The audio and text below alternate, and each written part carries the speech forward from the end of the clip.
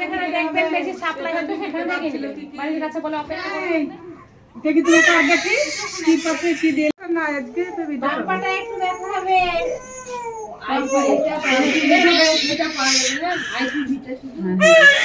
আমাদের বাড়ির একদম কাছেই কিন্তু ভ্যাকসিনের যে সেন্টার সেটা ছিল।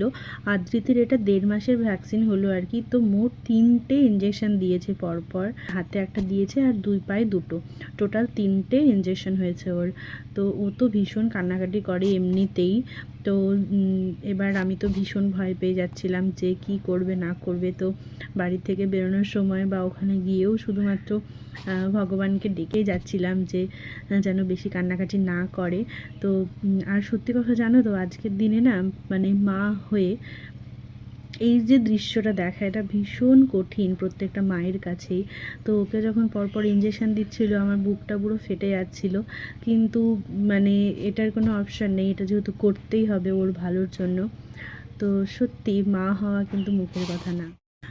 বাড়িতে আসা আমার 8 ঘন্টা মতো হয়ে গেছে। তো ও কিন্তু ঘুমিয়ে আছে কোলে, আমি কোল থেকে নামাতে চাইছি না, কারণ মনে হচ্ছে যেন কোল থেকে নামিয়ে দিলে হয়তো অনেক কান্নাকাটি করবে।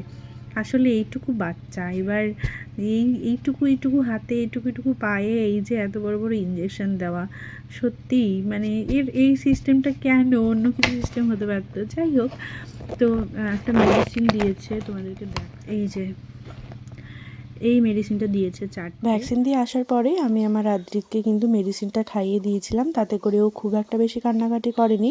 তবে রাত 10টা নাগাদ ওর 103 জ্বর চলে আসে, তাতে করে আমি তো ভীষণ চিন্তিত হয়ে যাই। আজকে রাত্রিটা আমার জন্য ভীষণ ডিফিকাল্ট ছিল। এদিকে আদ্রিত ওর ঠাম্মির কোলে ঘুমোচ্ছে আপাতত, এদিকে ওর পাপা কিন্তু ওর বিজনেসের জন্য ওর মোবাইল অর্ডার করছে আর কি। তোমরা অনেকেই জেনে থাকবে যে আমার হাজব্যান্ড মোবাইলের ব্যবসা করে। অনেক রাত্রি হয়ে গেছে, প্রায় 3টে মতো বাজছে। ওইদিকে ওরা দুজন তো ঘুমিয়ে গিয়েছে আর আমি আমার ছেলেকে নিয়ে সারা রাত জেগে আছি।